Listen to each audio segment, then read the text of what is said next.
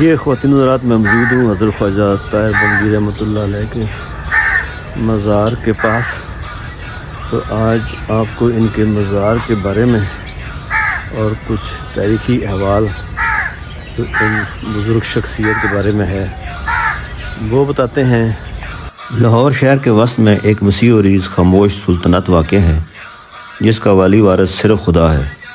جی جناب، بات ہو رہی ہے پاکستان بلکہ اس خطے کے سب سے بڑے قبرستان میانی صاحب کی، جو لاہور کے علاقے مزنگ میں واقع ہے۔ پاکستان کے شہر لاہور کے سب سے وسیع قبرستان کو اگر قبروں کا سب سے بڑا عجائب گھر کہیں تو غلط نہ ہوگا کہ اس کی ہر ایک قبر اور اس کا کتبہ ایک نئی کہانی سناتا ہے۔ اس کی ابتدا 17ویں صدی کی اوائل میں تب ہوئی جب سرہند سے اپنے پیر و مرشد کی ہدایت پر حضرت خواجہ محمد طاہر بندگی نے یہاں آ کر درس و تدریس کے لیے ایک مدرسہ قائم کیا۔ اس وقت یہ مزنگ کے پاس ایک چھوٹا قصبہ پنج ڈھیرا کے نام سے جانا جاتا تھا۔ اسی گاؤں اور مدرسے کے ساتھ حضرت خواجہ طاہر بندگی نے ایک چھوٹی آبادی بھی تعمیر کروائی جس میں اس مدرسے میں پڑھنے والے طالب علم رہا کرتے تھے۔ پنجاب کے دیہات میں مولوی حضرات کو میانے کہا جاتا ہے، اسی نسبت سے اس علاقے کا نام بھی میانی صاحب پڑ گیا۔ یہ چھوٹے دروں والا تنگ برہمدان علاقہ حضرت خواجہ طاہر بندگی کے مزار تک کا راستہ ہے۔ وجہ یہ بتائی جاتی ہے کہ لوگ احترام سے اور جھک کر آگے سفر کریں۔ آئیے اب آگے حضرت خواجہ طاہر بندگی رحمۃ اللہ علیہ کے مزار تک چلتے ہیں۔ حضرت طاہر بندگی کی ولادت 1576 عیسوی میں اکبر بادشاہ کے زمانے میں لاہور میں ہوئی۔ آپ کی رہائش اندرون شہر محلہ شیخ اسحاق میں تھی جہاں آج کل موتی بازار ہے۔ دینی علم کے حصول کے بعد آپ تلاش حق میں نکلے۔ پہلے ادھر ادھر گھومتے رہے لیکن کوئی کامل رہنما نہ ملا۔ آخر ایک دن شاہ اسکندر بن شاہ کمال کیتلی کے خدمت میں حاضر ہو کر مرید ہو گئے اور ان کی صحبت سے اطمینان قلب حاصل ہوا۔ پھر کچھ عرصہ شیخ عبدالاحد سرہندی جو کہ حضرت مجدد الثانی کے والد تھے کی خدمت میں گزارا۔ حضرت شاہ اسکندر بن کمال آپ کو طاہر بندگی کے نام سے پکارا کرتے تھے، چنانچہ آپ اسی نام سے مشہور ہو گئے۔ بعد میں آپ نے حضرت مجدد الثانی کی مریدی اختیار کی اور ان کے رہنمائی میں سلوک اور معرفت کی اعلیٰ ترین منازل طے کی، اور حضرت مجدد نے آپ کو خلافت سے بھی نوازا تھا۔ آپ کو قطب پنجاب بھی کہا جاتا ہے۔ قطب پنجاب عالم ربانی شیخ کامل حضرت علامہ شیخ محمد طاہر بندگی لاہوری نقش بندی۔ آپ جامع عبادات و ریاضت اور علوم دینی اور دنیاوی میں یکتا زمانہ تھے۔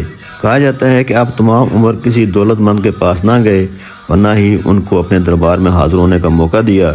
ساری رات خدام کی تلقین اور عبادات الہی میں گزارتے۔ آپ بڑے قصبے کشف و کرامات بزرگ تھے۔